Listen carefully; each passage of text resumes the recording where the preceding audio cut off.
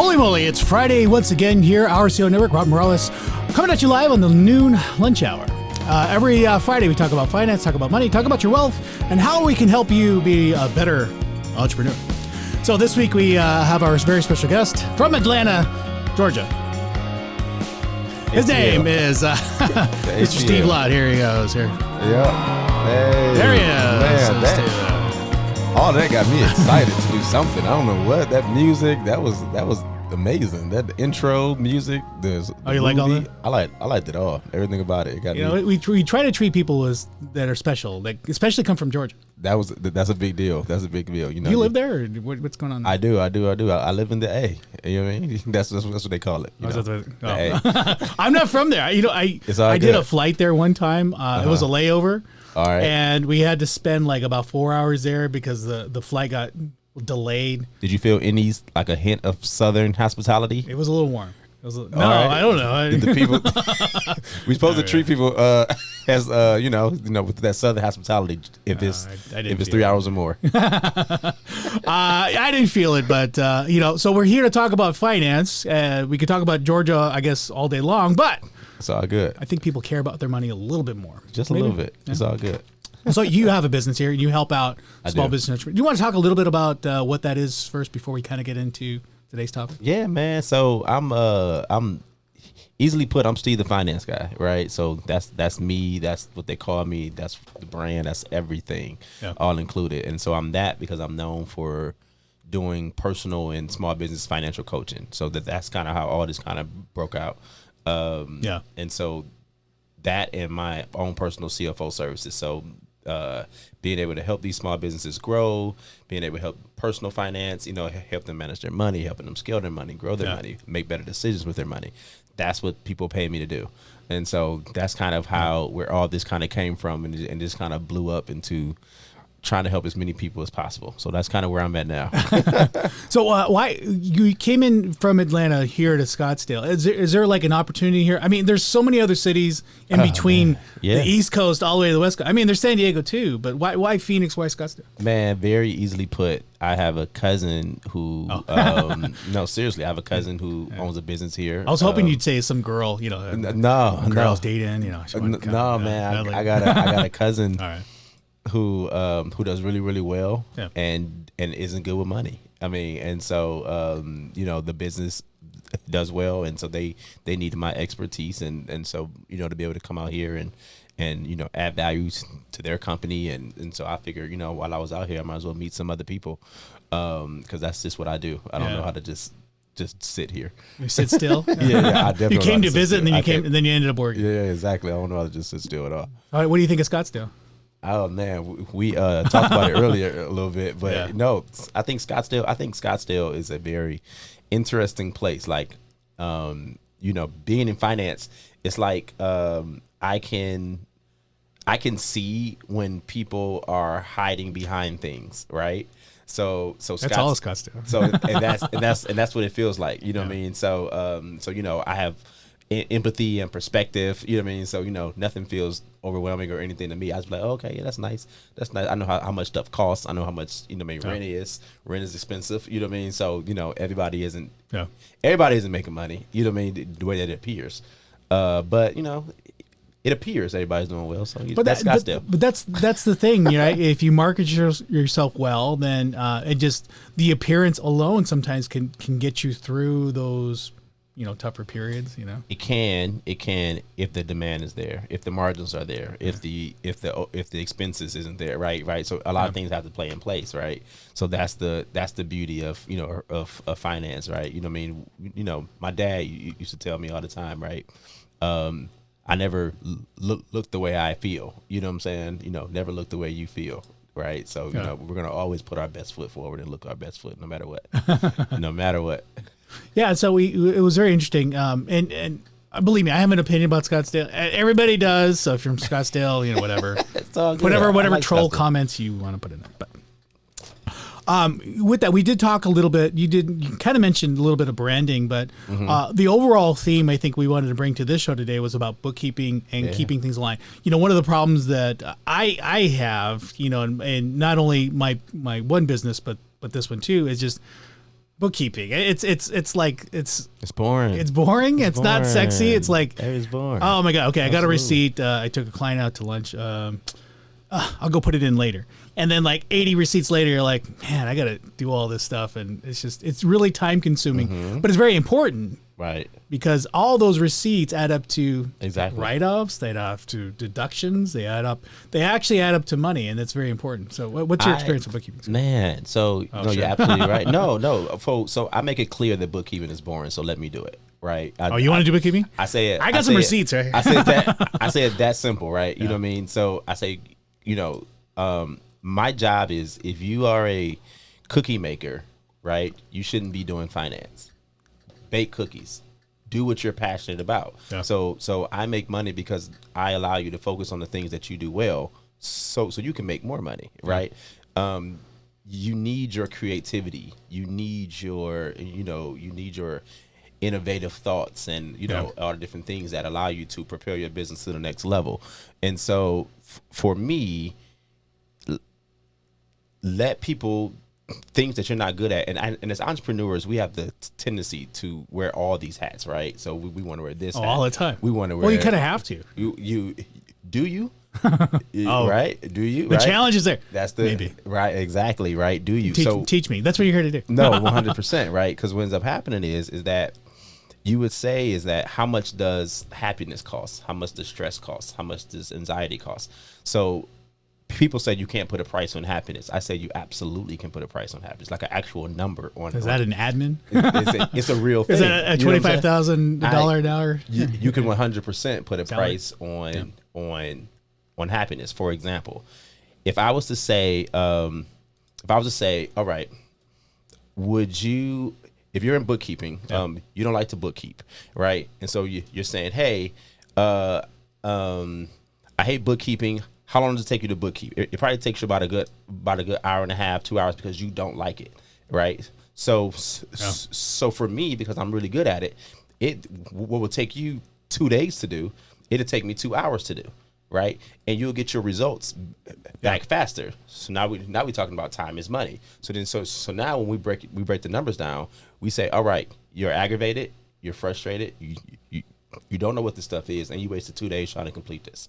Right? How much did that cost? More like 2 months for me. How much did that cost? Right, exactly. Yeah. How much did that cost you? You know what I mean? And so your happiness does have a cost, right? And so then you say, if I was to alleviate all this and take away all those stress levels, all that anxiety, all that all that frustration and those pain points, and for $300, right? So I want to get rid of all that stuff for $300. Yeah. Would you pay the $300 if I just say, let's get rid of all of it?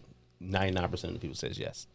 Yeah, and I don't disagree with you. I mean, the problem is like especially when you're starting a small business, when you're starting out, a lot of your funds are going to pay just your personal stuff, personal bills, and you're like, it's a balance. I'm trying to play the CEO, I'm trying to play the CFO, I'm trying to be the accountant. Which is a new one, right? What's a CMO? Chief Marketing Officer. That's a new one. That's what big companies are hiring for now, right? Because you can't operate without a CMO now. Right. I promise we're talking about bookkeeping, but it's no, but seriously, like when it comes to like a starter business, I think the most successful businesses are the family-run ones because people can kind of trade off those abilities. Somebody can like your wife can run the kitchen while your kids are sweeping and mopping, and then you're over there doing receipts, or vice versa. Like you tell your 16-year-old kid, hey, go do the receipts. I gotta go do some marketing or whatever. I think those are the more successful ones when everybody has a vested interest. Mm-hmm. Maybe not all, everybody's 100%, but you have a community of people there. That's largely why I wanted to create the CEO networks, because it's a community. Sure. And you lean on somebody like, I don't know anything about social media, but that's what Gabby's for, Sure. And the people that don't know video work, they lean on me for that. Like today we did photography. So I will say the more successful businesses are the ones that have a few people involved, not just one, not the solopreneur. So what I would never do, what makes me really successful, right, is I toot my own horn, right? So what makes me really successful is my ability to empathize. There is no version of me that don't understand how difficult, right, or how challenging decision making is, right? When you're an entrepreneur, it's zero version of me that doesn't understand. So then what do we do? So I help you with, you got to think creative financing, right? So you're right. There is investments, if you're a family business, right? Yeah. Just because it needs to be done doesn't mean it has to be done wrong, right? So no matter if we're in business, this still needs to be done right. So just because I'm not good at social media, I have to find a way to get social media right because it affects my business. You know what I'm saying? So we have to figure this thing out regardless, and that's our job as entrepreneurs is to figure it out creatively. So for me, because I'm in finances, I have one of the most bartered fields you can have in the world. Right when I first got started, I bartered my services for a social media manager. I'll take care of your books. You do my social media. Everybody wins. Yeah. Right. That's creative ways to get the things that we need. Yeah. So it doesn't mean that you have to do them though. You know what I mean? Just because you feel like you need them, right? You know what I mean? So in this sense, you want to make sure that as far as I'm gonna bring it back to bookkeeping, you want to make sure that that everything affects the bottom dollar, right? Yeah. Everything you do and viewing it how it affects your bottom dollar. And a lot of times entrepreneurs are multiple hat wearing, right? It affects our bottom dollar in a negative way. Yeah, and again, it's like I think the sense of self-preservation, because there is the business that is its own entity, and then there's you as a person. This is good too, by the way. This is good stuff you're talking about. Oh, really? Okay, good. It's very real to me. No, so there's you as the business, and then you as the person. You as the person's like, oh shit, I just made $100 today. Okay, the photography made $400 today. Me as the person says, oh shit, okay, good. I can go spend that on some office equipment. Mm-hmm.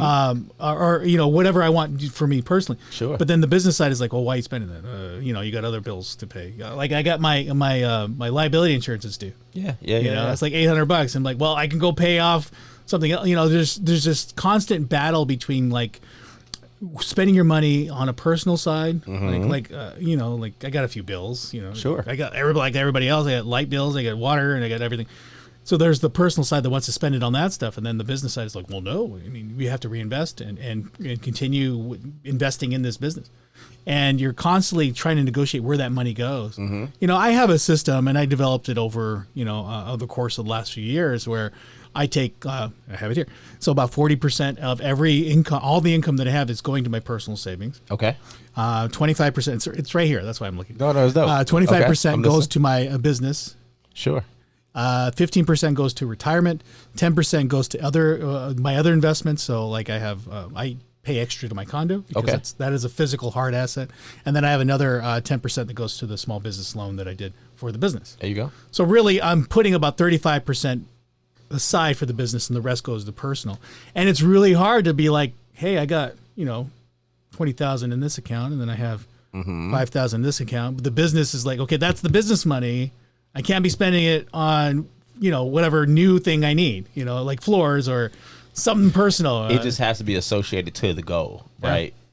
You can change up anything. You know what I'm saying? I mean, I'm never hard pressed to do anything. That's why we reevaluate every 90 days, right? Is the plan working, right? Is it, are we growing? Are we sustaining, right? And things happen. Come on, this is business. Things pop up all the time. Some things need to be paid. I needed to buy my Tesla. Yeah, I needed to feel. Here we go. I'm saving money on gas, but right. Exactly. Teslas are getting more expensive, by the way. They should. They're like $100,000 now. Yeah, they're totally out of control. I've been wanting to buy one, but I've been. I don't think they have enough chips to build them. Aren't they struggling or something like that? Oh no! I mean, Tesla. Oh no! Maybe. I thought it was like a time where they didn't have enough Teslas. It was like used Teslas was going crazy. Oh well, there's a backlog. I mean, I think right now the wait time is between 6 to 9 months. It's crazy. You guys can correct me if I'm wrong. The prices have gone up. They are delivering, but again, the delivery date is pretty extended. Exactly. So it may be a year before you get it. For the ones who need a car now. Yeah. Gas is going up. I will say that. But those are some of those things that pop up too. It's like, oh shit, I'm putting all this money towards my business, reinvesting, but gas is out of control. So can I tell you the number one thing that entrepreneurs do? You tell me. I don't know. I mean, ask it. We make decisions based on things going right all the time, right? So we make decisions off the best possible outcome that's going to happen. So because because we're optimistic, right? Entrepreneurs are optimistic, right? So if we do this is going to happen. If we get just this many clients, then this is going to pay this, and all we need is 100 clients, and 100 clients does this, and then X does this, X does this. Yeah. What I do is the opposite, right? I teach us how to operate off the worst case scenario all the time, right? Because what we know in our personal lives and in our business lives, through all of the businesses that we tried, whether it's and I've tried them all, right? So whether you can talk about what's the pyramids and you know what I mean, all the, you know what I mean, like, because MLMs. The reason why MLMs work is because of optimism. They get you on optimism. Right. Yeah. Right. Because it makes sense in math. If I just get X amount of clients, I can make X amount of dollars. And if they get X amount of clients, they can get X amount of dollars. And then they get X amount of clients. Oh, let's go. Right. That's the pyramid. Yeah. That's how we live in general. Yeah. Right. It's just pure optimism. So there's no room to protect ourselves when things go wrong. And what we know throughout our entire lives that we've been living is things always go wrong. They're supposed to go wrong. Life is a market. Markets do this. It's set up to go wrong. Yeah. And so we have to set up our bank accounts for them to go wrong. We have to set up our decisions for things to go wrong. We have to set up our future forecast for things to go wrong. Yeah. And so you put those things in place. And so a lot of times, the majority of the time, right, we don't put things in place for things to go wrong. And when they do, then we have to pool from this to pay this. Then we have to pool from that to pay that. And then we have to run like a, you know, with our head chopped off, right? Chicken with our head chopped off, right? Trying to figure out how to do this, what to do this, and, and figure it all out. And we're not even financially savvy enough to be able to, like, I'm really good at financial decisions. Like, my finance degree taught me how to make decisions when things go wrong, right? Yeah. You know what I mean? Everybody can make decisions when things are going right. I'm great at what I do because I know how to make decisions when things go wrong. I think that's the stock market the last 2 years. Yeah, you know how to pivot. How do you pivot? You know what I mean? And still sustain. How do you pivot and still grow? Yeah. You know what I mean? How do you pivot and stay calm? You know what I'm saying? You know, that's what do we call that? That's not Pilates, yoga, right? Being able to stay calm in the most difficult spaces. Yeah. You know what I'm saying? That's yoga. I don't practice yoga, but I've been trying to. It's the idea. It's the idea. Violet's been trying to get me on there. So if you could mention to Violet, I know she's hopefully watching. Violet, what up? Mention to her that just shit happens. And you always have to plan. So, like, a lot of my business and a lot of my cash reserves are planning for 6 months ahead. Sure, that's awesome. And so I have to constantly think like that because, especially now, because my primary business is real estate. Okay. And if you had any exposure or understanding the real estate market right now, it is off the chain as far as like selling a house. However, from my end of the business, there's not enough listings. I have several buyers. They can't find a house to buy. Same thing in Atlanta. You can't find a house. Plus, it's more competitive. So on one aspect, the real estate market is super hot, but then my business is diminished tremendously just because of the competition, and there's very few listings. It's not enough supply to meet the demand. Exactly, and so I have to plan several months ahead. And the accountant in my life, or become a builder. The accountant in my life is very it checks everything I do and makes sure like, oh yeah, you'll be fine. You got this coming in. You made that much last year and you made that much before. You should be fine this year. I'm like, well, I see the market going. Sure, it's going to be tough for a few months, probably about 6, maybe 9, but everything should be fine. It's always that projection forward. And relating it back to bookkeeping, I understand a little bit more about my expenses and have kind of I put a cushion between that. Awesome. However, over that time, unless I get another deal, unless I push it, hustle a little bit more, that cushion will continue to. Yeah, I mean, but you're less than 5%, right? I mean, people just live. You'll be surprised, man. You'll be surprised. We give so much grace to people for what they have, right? Buying things is so easy. You can get anything, right? Buying things is I buy a lot. Buying things is so easy, but do not look at my Amazon account. But buying things give you the perception for people to give you respect in their tone. Yeah, you're right. Grace, that's Scottsdale, right? You know what I mean? Scottsdale is about the perception, whether true or not, right? It's the perception. Atlanta has a lot of it, right? Atlanta is the biggest fake it till you make it town.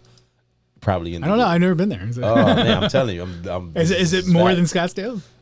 Parts of it for sure, for sure. I mean, yeah, absolutely. I've never been there, so. Oh yeah, you got to come. You got to come. I got you. Is that you a personal invite? It's a personal invite from the finance guy to come on to Good that. barbecue? Is it? Anything you want. Anything you want. But no, I mean, so we're heading toward the last 10 minutes of the show today. But I did want to kind of go back to the bookkeeping end of it and how important that is. I don't know if there's anything that you would advise or provide information on, or at least some insight on what people can do to better themselves besides just sign up for QuickBooks. Don't even and I'm you like QuickBooks? I love them. I love them because they're big enough to handle all problems. Right. I like big companies in that sense. I love small businesses, but I like big companies because everybody needs it, and you need a big company to be able to give people the right, customer service, the right, supply chain management, the right, logistics and everything, so everybody can have the same experience and manage it from that perspective. So at the very least, get something like QuickBooks. FreshBooks is another one. That's a small competitor to QuickBooks, but you have to get a service so you're not walking around with receipts and paper. I don't even know. I haven't seen a receipt in I don't know how long. An actual piece of paper. but yeah, that's my first advice at the very minimum, and that's like $30-$40 a month. We're not financial advisors. However, if you listen and maybe write some stuff down, you could. But don't listen to us. Today's just entertainment. Yeah, somewhat. So we take no responsibility for the decisions you make. However, if you do that, something to explore. There you go. But maybe talk to Steve on the side because he does. I do this. This is what I do. I am a financial coach. But yeah, QuickBooks. So you are getting great advice. The only challenge I have with QuickBooks, I have QuickBooks. I have Square too. It never connects my receipts, my payments to anything else. I'm always off. What do you mean? Explain. So when you purchase something on your business account, sure, it'll match it to whatever something on your QuickBooks account. So you constantly have to match things. You constantly have to reconcile. Yeah. Right. Whatever that is. No, so that's what it throws me off. And that's what you I have to force balance every year. Yeah. But not that you should. But if you reconcile every month, right? It really isn't that it adds up. I'm not the CFO. I'm only the CFO from November 15th ish. There you go. To about December 1st, and then I make an appointment for Ryan, my tax guy. I make an appointment for him, and I'm like, here. So that's my accounting. And you just want something that holds all of your stuff in, right? And that does it the best that it can. I know that that bookkeepers are the cheapest. It's the cheapest way to just manage your finances. Yeah, and I think that's probably a learning lesson on my side of things is that I need to invest in. I need an admin. Is really what I need. There you go. I've had people come and go, and that's another challenge. Maybe that's for another show. Is hiring. It's the most challenging part of and it's not even really the hiring part. It's not really bringing somebody on because I know that they will either 2x, 3x, 5x, depending on what you have them do. They will grow, but there's so many people who are disappointing out there. I will say that. Really? So many people want jobs, but the thing is, so you have to pay. You want quality, you got to pay for it. You got to pay for it. As a small business, you really don't have the funds for that. So you typically want to pay minimum wage. Okay. Like 25 grand. I don't know what minimum wage is. Yeah. I only know 25 grand because that's what I pay myself through my business. There you go. So I pay myself minimum wage, and I would like to do that with somebody else. But people who are paying, accepting minimum wage jobs aren't necessarily quality. It's strategy, right? Yeah. So you it's not about because then one of my favorite things is people process product, right? Yeah. I learned that from Marcus Lemonis, right? From the Prophet. The most important thing about people process product in any business is people, right? So you what you have to say, and what I tell people all the time, because you're absolutely right? So I own a couple businesses, and some of those businesses we pay $11 an hour, $12 an hour, or upwards of $15 an hour, right? For because I'm in retail space for one of my companies, but there are only, if you hire a mom who works, right, she needs a job, right, but she's a mom She has a couple kids. Yep. That $15 an hour doesn't probably help her as much. Yeah. So she may be excited in the beginning to get the job, but over time, her work will probably deteriorate because she's just not happy, right? She needs more money to be able to supply for her family. So then it's up to the hirer to see what type of person fits minimum wage. So there are typically two people that fits minimum wage and they're happy, right? There are people who are retired and there are people who are just getting into the workforce. Young, right? Or I'm sorry, three people, right? Lastly, there is interns, right? Paid interns, right? So when we think of bookkeeping is synonymous with internship, right? You know what I mean? So getting somebody from junior college who just needs the working hours to be able to do this, and that's all they need. You know what I mean? And bookkeeping is data entry. You can hire your grandmother to do data entry. Yeah. You know what I mean? So, so there are ways to do it. I never look at problems as hard. I look at them as challenging, right? And you just figure it out. I love a good challenge. We figure stuff out together. Let me ask you this. Have you ever known a happy accountant who was happy in their career? Who's like happy to look at spreadsheets all day? Accountants are weird. Accountants are weird, right? Because they. You heard it here, Violet. They're normally introverts, and I can say this specifically because I understand their mind because I have both an introvert accounting mind and an extrovert people person mind. So that's what I blend that very well. But accountants, they are who they are, right? They are very logical. They are they like to be in their own little space. And when you I live with Lenny now. Yeah, so I know they are who they are. There's not a surprise. There's nothing. It's not too many surprises that that goes on with accountants. So yeah. Accountants are very interesting people for sure. So yeah, maybe we can preserve that for another show as far as like hiring goes. But I will say, and this goes out to you guys out there too. When you're looking at hiring somebody, and you can chime in where that goes, and if they fill in with your bookkeeping, they fill in with your admin work, really develop that mission and vision statement. And the last person I had here who I had hired on did not fulfill that mission statement for me. A good person, had her own dreams and desires of where she wanted to go. Saw our community as a way to market and an opportunity for her. But it did not align with the direction of the business itself. I understand. And so part of it was to allow that person to kind of go,